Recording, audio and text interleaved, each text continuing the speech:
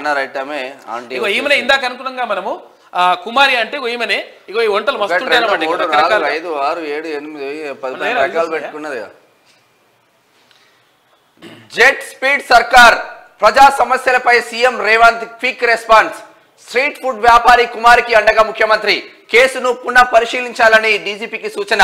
అదే ప్లేస్ లో వ్యాపారం చేసుకోనివ్వాలని స్పష్టత. త్వరలోనే ఫుడ్ స్టాల్ కు వస్తానన్న సీఎం రేవంత్ రెడ్డి. అవాక్ అవుతున్న నెటిజన్లు, ప్రజలు. ప్రజా ప్రభుత్వానికి ఇదే నిదర్శనం అంటూ కితాబు. ఇక మన ఆసారేమో మొత్తం ఎవరిని కలవలేదు, అలా మంత్రులను కూడా. అది హైదరాబాద్ మహానగరంలోని ఇనార్బిట్ మాల్ సమీపంలోని ఏరియా. అక్కడ ఓ స్ట్రీట్ ఫుడ్ స్టాల్ నడిపే మహిళ కుమారి ఆంటీ.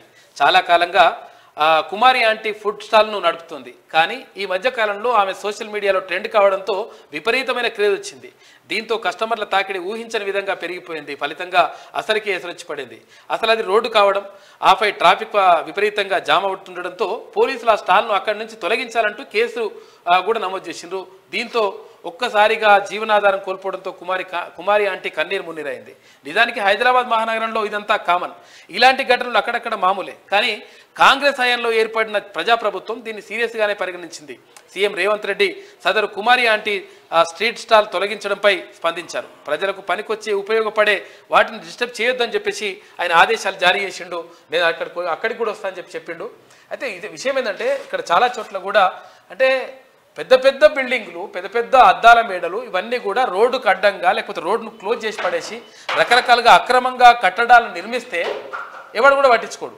తర్వాత ఎవరైతే ఇప్పుడు టౌన్ ప్లానింగ్ ఆఫీసర్లు ఉన్నారో టౌన్ ప్లానింగ్ ఆఫీసర్ పట్టించుకోడు, మున్సిపల్ అధికారులు ఉంటారు మున్సిపల్ అధికారులు పట్టించుకోరు, అక్కడ కలెక్టర్ పట్టించుకోడు, అక్కడ ఉన్నటువంటి స్థానికంగా ఉన్నటువంటి ఏ అధికారి పట్టించుకోడు.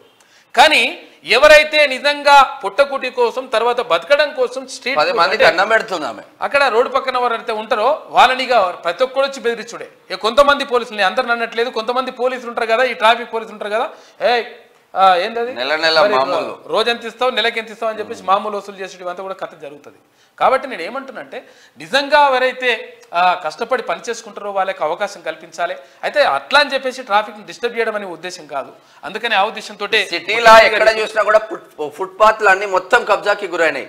ఎవడైనా దాని మీద దృష్టి పెట్టిండా? దాని మీద దృష్టి పెట్టరు కానీ ఇట్లా అందుకని ముఖ్యమంత్రి గారు స్పందించారు. 100% నేను కూడా అక్కడికి వస్తా, అటువంటి వాళ్ళని కాపాడాలని చెప్పిండు ఆయన.